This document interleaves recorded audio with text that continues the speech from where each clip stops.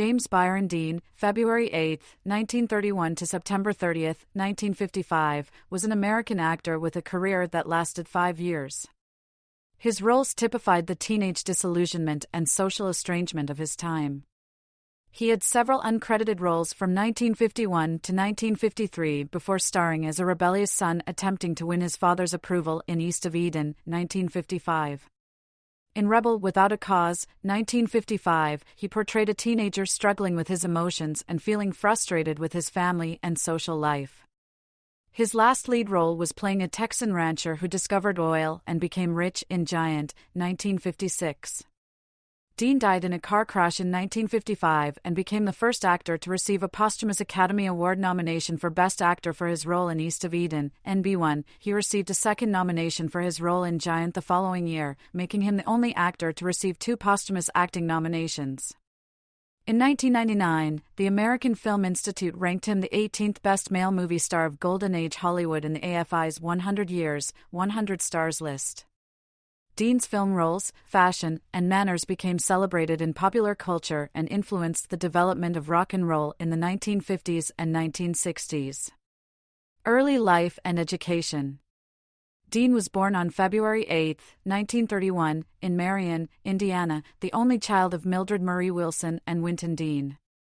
He claimed that his mother was partly Native American and that his father belonged to a line of original settlers that could be traced back to the Mayflower. 6 years after his father had left farming to become a dental technician, Dean moved with his family to Santa Monica, California.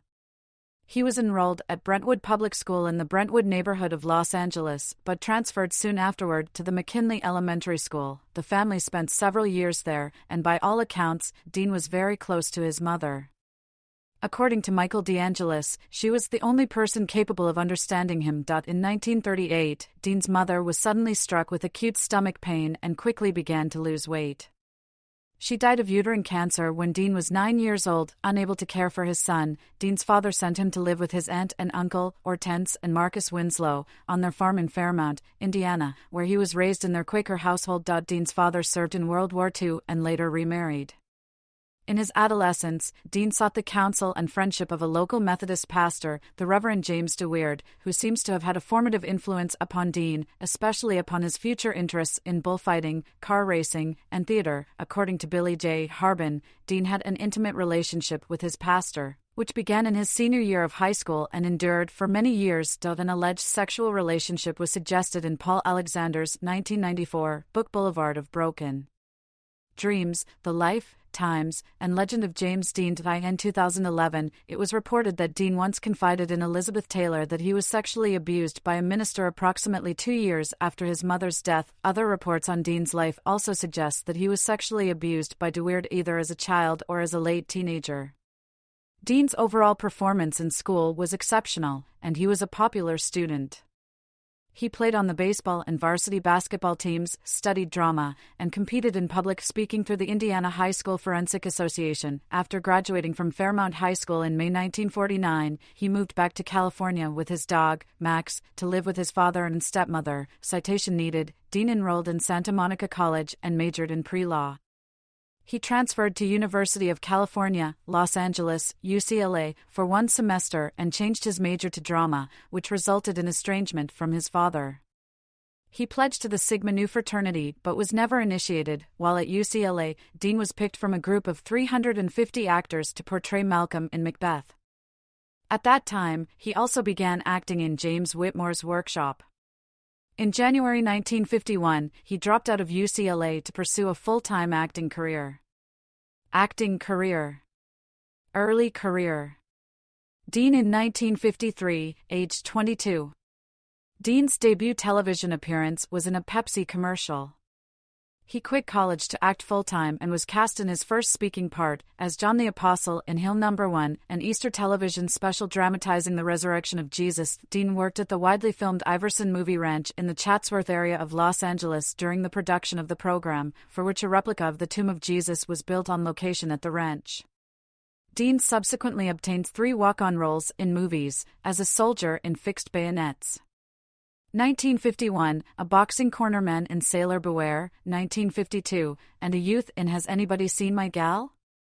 1952. While struggling to gain roles in Hollywood, Dean also worked as a parking lot attendant at CBS Studios. During that time, he met Rogers Brackett, a radio director for an advertising agency, who offered him professional help and guidance in his chosen career, as well as a place to stay. Brackett opened doors for Dean and helped him land his first starring role on Broadway in See the Jaguar. In July 1951, Dean appeared on Alias Jane Doe, which was produced by Brackett. In October 1951, following the encouragement of actor James Whitmore and the advice of his mentor Rogers Brackett, Dean moved to New York City.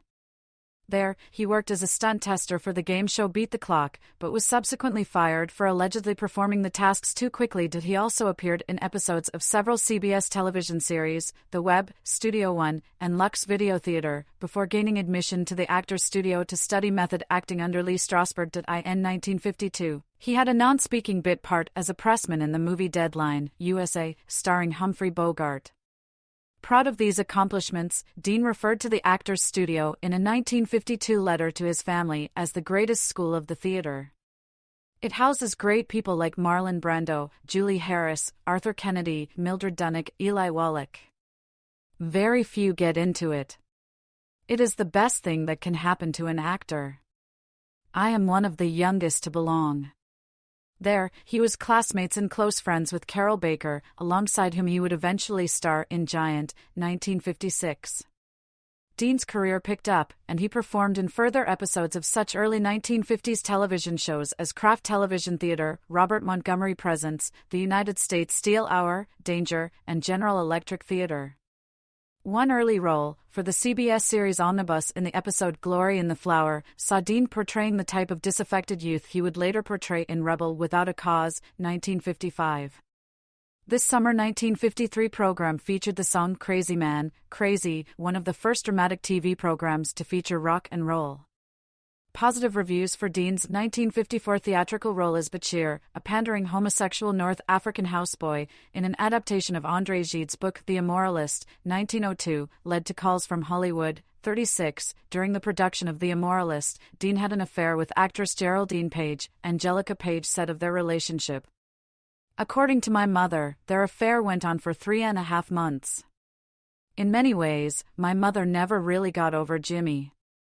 It was not unusual for me to go to her dressing room through the years, obviously many years after Dean was gone, and find pictures of him taped up on her mirror. My mother never forgot about Jimmy, never. I believe they were artistic soulmates. Page remained friends with Dean until his death and kept a number of personal mementos from the play, including several drawings by him. Dean in East of Eden, 1955. East of Eden. In 1953, director Elia Kazan was looking for a substantive actor to play the emotionally complex role of Cal Trask for screenwriter Paul Osborne's adaptation of John Steinbeck's 1952 novel East of Eden. This book deals with the story of the Trask and Hamilton families over the course of 3 generations, focusing especially on the lives of the latter 2 generations in Salinas Valley, California, from the mid-19th century through the 1910s. In contrast to the book, the film's script focused on the last portion of the story, predominantly with the character of Cal. Though he initially seems more aloof and emotionally troubled than his twin brother Aaron, Cal is soon seen to be more worldly, business-savvy, and sensible compared to their pious and constantly disapproving father, played by Raymond Massey, who seeks to invent a vegetable refrigeration process. Cal is bothered by the mystery of their supposedly dead mother and discovers she is still alive and a brothel-keeping madam. The part was played by actress Jo Van Fleet. Before casting Cal, Elia Kazan said he wanted a Brando type for the role, and Osborne suggested Dean, a relatively unknown young actor. Dean met with Steinbeck, who did not like the moody, complex young man personally but thought him to be perfect for the part. Dean was cast in the role and, on April 8, 1954, left New York City and headed for Los Angeles to begin shooting. Much of Dean's performance in the film was unscripted, including his dance in the bean field and his fetal-like posturing while riding on top of a train boxcar after searching out his mother in nearby Monterey. The best-known improvised sequence of the film occurs when Cal's father rejects his gift of $5,000, money Cal earned by speculating in beans before the U.S. became involved in World War I. Instead of running away from his father as the script called for, Dean instinctively turned to Massey and, in a gesture of extreme emotion, lunged forward and grabbed him in a full embrace, crying. Kazan kept this and Massey's shocked reaction in the film. Dean's performance in the film foreshadowed his role as Jim Stark in Rebel Without a Cause. Both characters are angst-ridden protagonists and misunderstood outcasts, desperately craving approval from their fathers. In recognition of his performance in East of Eden, Dean was nominated posthumously for the 1956 Academy Awards as Best Actor in a Leading Role of 1955, the first official posthumous acting nomination in Academy Awards history. Jean Eagles was nominated for Best Actress in 1929, when the rules for selection of the winner were different. East of Eden was the only film starring Dean released in his lifetime. Rebel Without a Cause, Giant and planned roles. Natalie Wood and James Dean in Rebel Without a Cause. Natalie Wood and Dean in Rebel Without a Cause, 1955. Dean quickly followed up his role in Eden with a starring role as Jim Stark in Rebel Without a Cause, 1955, a film that would prove to be hugely popular among teenagers. The film has been cited as an accurate representation of teenage angst. Following East of Eden and Rebel Without a Cause, Dean wanted to avoid being typecast as a rebellious teenager like Cal Trask or Jim Stark, and hence took on the role of Jet Rink, a Texan ranch hand who strikes oil and becomes wealthy, in Giant, a posthumously released 1956 film. The movie portrays a number of decades in the lives of Bick Benedict, a Texas rancher, played by Rock Hudson, his wife, Leslie, played by Elizabeth Taylor, and Rink.to portray an older version of his character in the film's later scenes. Dean dyed his hair gray and shaved some of it off to give himself a receding hairline. Giant would prove to be Dean's last film. At the end of the film, Dean is supposed to make a drunken speech at a banquet. This is nicknamed The Last Supper because it was the last scene before his sudden death. Due to his desire to make the scene more realistic by actually being inebriated for the take, Dean mumbled so much that director George Stevens decided the scene had to be overdubbed by Nick Adams, who had a small role in the film because Dean had died before the film was edited. Dean received his second posthumous Best Actor Academy Award nomination for his role in Giant at the 29th Academy Awards in 1957 for films released in 1956. Having finished Giant, Dean was set to star as Rocky Graziano in a drama film, Somebody Up There Likes Me, 1956, and, according to Nicholas Ray himself, he was going to do a story called Heroic Love with the director. Dean's death terminated any involvement in the projects, but Somebody Up There Likes Me still went on to earn both commercial and critical success, winning 2 Oscars and grossing $3,360,000, with Paul Newman playing the role of Graziano. Personal life. Screenwriter William Bast was one of Dean's closest friends, a fact acknowledged by Dean's family. According to Bast, he was Dean's roommate at UCLA and later in New York, and knew Dean throughout the last 5 years of his life. While at UCLA, Dean dated Beverly Wills, an actress with CBS, and Jeanette Lewis, a classmate. Bast and Dean often double-dated with them. Wills began dating Dean alone, later telling Bast, "Bill, there's something we have to tell you. It's Jimmy and me. I mean, we're in love." 71 They broke up after Dean exploded when another man asked her to dance while they were at a function. 74 Bast, who was also Dean's first biographer, would not confirm whether he and Dean had a sexual relationship until 2006. In his book Surviving James Dean, Bast was more open about the nature of his relationship with Dean, writing that they had been lovers one night while staying at a hotel in Borrego Springs. In his book, Bast also described the difficult circumstances of their involvement. In 1996, actress Liz Sheridan detailed her relationship with Dean in New York in 1952, saying it was just kind of magical. It was the first love for both of us. Sheridan published her memoir, Dizzy and Jimmy, My Life with James Dean, A Love Story, in 2000. While living in New York, Dean was introduced to actress Barbara Glenn by their mutual friend Martin Landau. They dated for 2 years, often breaking up and getting back together. In 2011, their love letters were sold at auction for $36,000. Early in Dean's career, after Dean signed his contract with Warner Brothers, the studio's public relations department began generating stories about Dean's liaisons with a variety of young actresses who were mostly drawn from the clientele of Dean's Hollywood agent, Dick Clayton. Studio press releases also grouped Dean together with two other actors, Rock Hudson and Tab Hunter, identifying each of the men as an eligible bachelor who had not yet found the time to commit to a single woman. They say their film rehearsals are in conflict with their marriage rehearsals. Dean with Pier Angeli at the premiere of A Star is Born, 1954. Dean's best-remembered relationship was with Italian actress Pier Angeli. He met Angeli while she was shooting The Silver Chalice, 1954, on an adjoining Warner lot, and they exchanged items of jewelry as love tokens. Angeli, during an interview 14 years after their relationship ended, described their times together. "We used to go together to the California coast and stay there secretly in a cottage on a beach far away from prying eyes. We'd spend much of our time on the beach, sitting there or fooling around, just like college kids. We would talk about ourselves and our problems, about the movies and acting, about life and life after death. We had a complete understanding of each other. We were like Romeo and Juliet, together and inseparable. Sometimes on the beach, we loved each other so much we just wanted to walk together into the sea holding hands because we knew then that we would always be together." 196. Dean was quoted saying about Angeli, "Everything about Pier is beautiful, especially her soul. She doesn't have to be all gussied up. She doesn't have to do or say anything. She's just wonderful as she is. She has a rare insight into life." Dean in 1955. Those who believed Dean and Angeli were deeply in love claimed that a number of forces led them apart.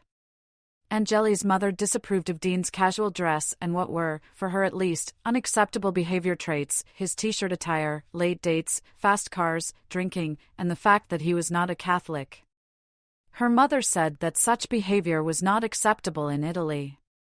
In addition, Warner Brothers, where he worked, tried to talk him out of marrying, and he himself told Angeli that he did not want to get married. 197 Richard Davalos, Dean's East of Eden co-star, claimed that Dean in fact wanted to marry Angeli and was willing to allow their children to be brought up Catholic. An order for the solemnization of marriage pamphlet with the name Pier lightly penciled in every place the bride's name is left blank was found among Dean's personal effects after his death.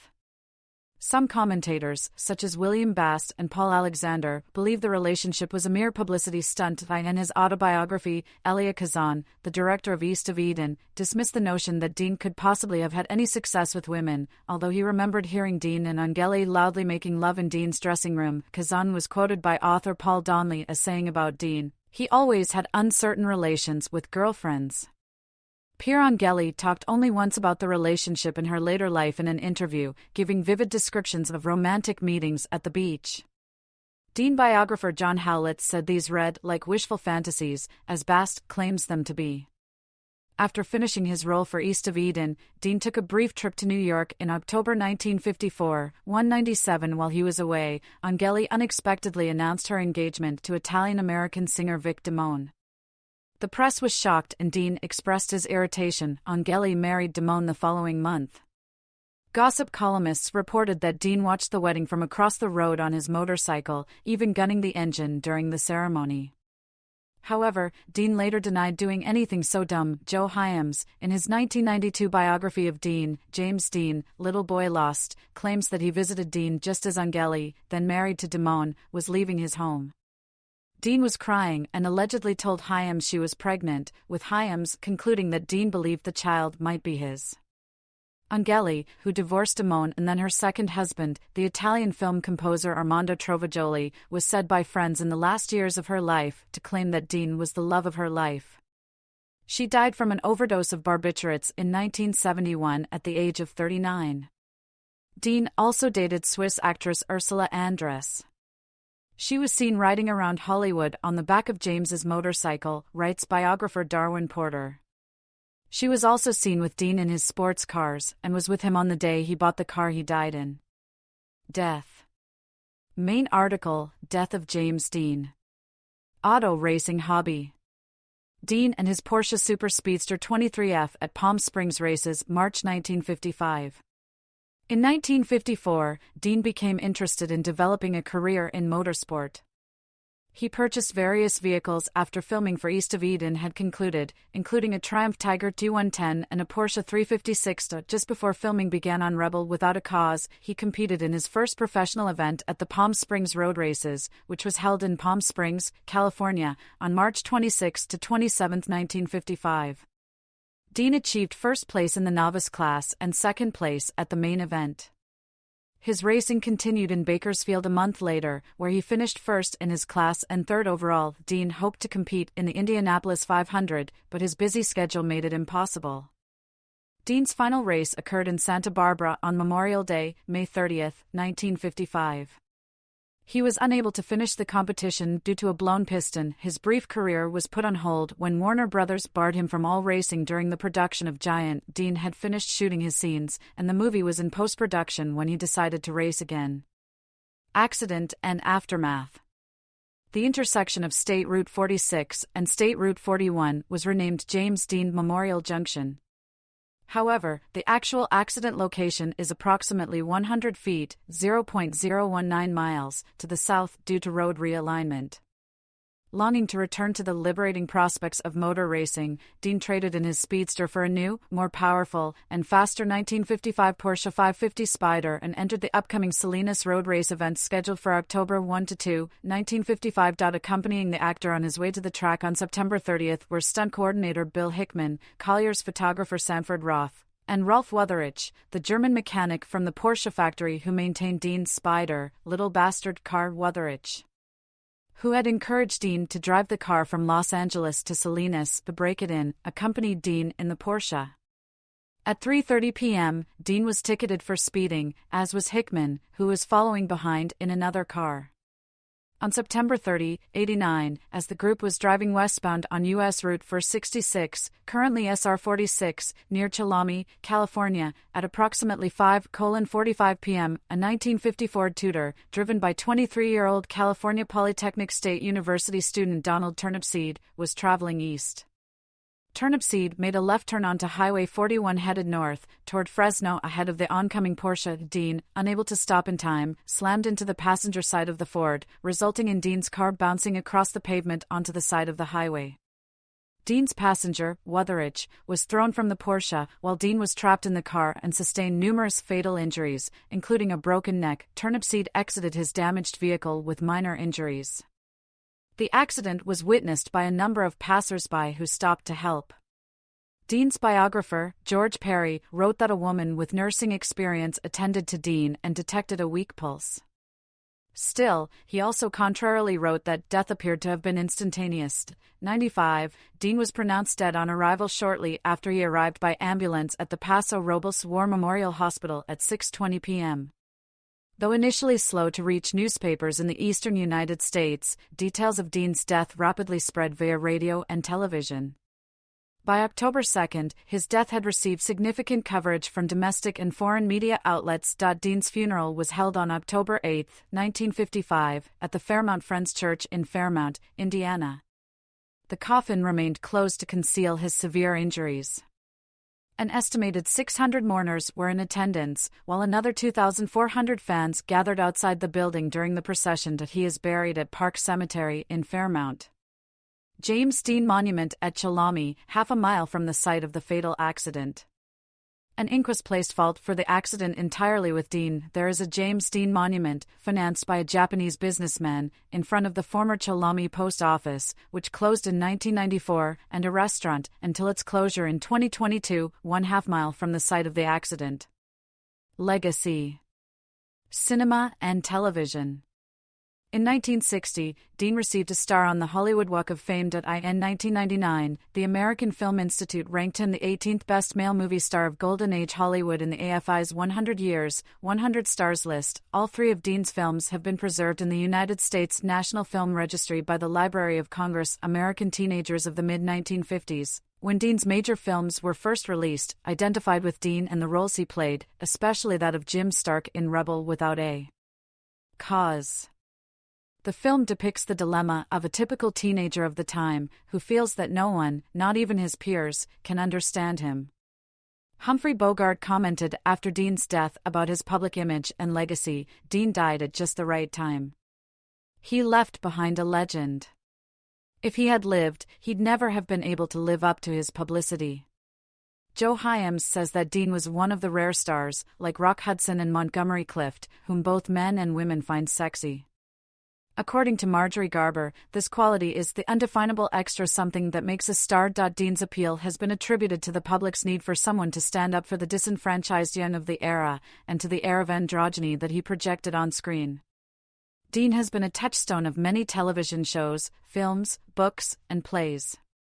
The film September 30, 1955, 1977, depicts how various characters in a small southern town in the U.S. react to Dean's death. The play Come Back to the Five and Dime, Jimmy Dean, written by Ed Grazik, depicts a reunion of Dean fans on the 20th anniversary of his death. It was staged by the director Robert Altman in 1982 but was poorly received and closed after only 52 performances. While the play was still running on Broadway, Altman shot a film adaptation that was released by Cinecom Pictures in November 1982.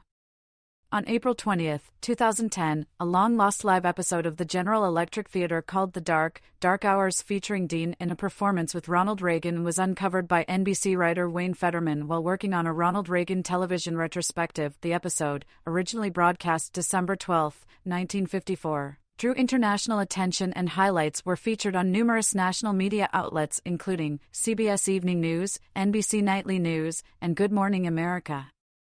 It was later revealed that some footage from the episode was first featured in the 2005 documentary, James Dean, Forever Young. Dean's star on the Hollywood Walk of Fame. James Dean's estate still earns about $5 million per year, according to Forbes magazine. On November 6, 2019, it was announced that Dean's likeness would be used, via CGI, for a Vietnam War film called Finding Jack, based on the Gareth Crocker novel. Prior to being shelved, the movie was to have been directed by Anton Ernst and Toddy Gollick, and another actor would voice Dean's part. Although the directors obtained the rights to use Dean's image from his family, the announcement was met with derision by people in the industry. Martin Sheen has been vocal throughout his career about being influenced by James Dean. Speaking of the impact Dean had on him, Sheen stated, "All of his movies had a profound effect on my life, in my work, and all of my generation. He transcended cinema acting. It was no longer acting, it was human behavior."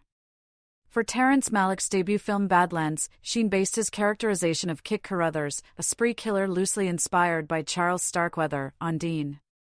Johnny Depp credited Dean as the catalyst for wanting to become an actor. Nicolas Cage also said he wanted to go into acting because of Dean. "I started acting because I wanted to be James Dean. I saw him in Rebel Without a Cause, East of Eden. Nothing affected me, no rock song, no classical music, the way Dean affected me in Eden. It blew my mind. I was like, that's what I want to do," Cage said. Robert De Niro cited Dean as one of his acting inspirations in an interview. Leonardo DiCaprio also cited Dean as one of his favorite and most influential actors. When asked about which performances stayed with him the most in an interview, DiCaprio responded, "I remember being incredibly moved by Jimmy Dean in East of Eden. There was something so raw and powerful about that performance. His vulnerability, his confusion about his entire history, his identity, his desperation to be loved. That performance just broke my heart." Salman Shah, commonly regarded as one of the most popular and influential figures in Bangladesh's film history, is often compared to James Dean, due to the similarities in their lives and careers. Shah had an ephemeral but prolific impact as an actor, was a major enthusiast of fashion and automobiles, died when he was 24, the exact same age as Dean, and has an enduring legacy. Youth culture and music. Numerous commentators have asserted that Dean had a singular influence on the development of rock and roll music. According to David R. Shumway, a researcher in American culture and cultural theory at Carnegie Mellon University, Dean was the first notable figure of youthful rebellion and a harbinger of youth identity politics. The persona Dean projected in his movies, especially Rebel Without a Cause, influenced Elvis Presley and many other musicians who followed, including the American rockers Eddie Cochran and Gene Vincent. In their book, Live Fast, Die Young, The Wild Ride of Making Rebel Without a Cause, Lawrence Frashella and Al Wiesel wrote, ironically, though Rebel had no rock music on its soundtrack, the film's sensibility and especially the defiant attitude and effortless cool of James Dean would have a great impact on rock. The music media would often see Dean and rock as inextricably linked. The industry trade magazine Music Connection even went so far as to call Dean the first rock star. Bronze bust of Dean created by sculptor Kenneth Kendall at the Griffith Observatory in Los Angeles, California. As rock and roll became a revolutionary force that affected the culture of countries around the world, Dean acquired a mythic status that cemented his place as a rock and roll icon. Dean himself listened to music ranging from African tribal music to the modern classical music of Stravinsky and Bartók, as well as to contemporary singers such as Frank Sinatra. While the magnetism and charisma manifested by Dean on screen appealed to people of all ages and sexuality, his persona of youthful rebellion provided a template for succeeding generations of youth to model themselves on. In his book, The Origins of Cool in Post-War America, Joel Dinerstein describes how Dean and Marlon Brando eroticized the rebel archetype in film, and how Elvis Presley, following their lead, did the same in music. Dinerstein details the dynamics of this eroticization and its effect on teenage girls with few sexual outlets. Presley said in a 1956 interview with Lloyd Shearer for Parade magazine, "I've made a study of Marlon Brando. And I've made a study of poor Jimmy Dean. I've made a study of myself, and I know why girls, at least the young UNS, go for us. We're sullen, we're Britain, we're something of a menace. I don't understand it exactly, but that's what the girls like in men. I don't know anything about Hollywood, but I know you can't be sexy if you smile. You can't be a rebel if you grin." Dean and Presley have often been represented in academic literature and in journalism as embodying the frustration felt by young white Americans with the values of their parents, and depicted as avatars of the youthful unrest endemic to rock and roll style and attitude. The rock historian Greil Marcus characterized them as symbols of tribal teenage identity, which provided an image that young people in the 1950s could relate to and imitate. In the book Lonely Places, Dangerous Ground, Nicholas Ray in American Cinema, Paul Anthony Johnson wrote that Dean's acting in Rebel Without a Cause provided a performance model for Presley, Buddy Holly, and Bob Dylan, all of whom borrowed elements of Dean's performance in their own carefully constructed star personas. Frashella and Wiesel wrote, as rock music became the defining expression of youth in the 1960s, the influence of Rebel was conveyed to a new generation. Rock musicians as diverse as Buddy Holly, Bob Dylan, and David Bowie regarded Dean as a formative influence.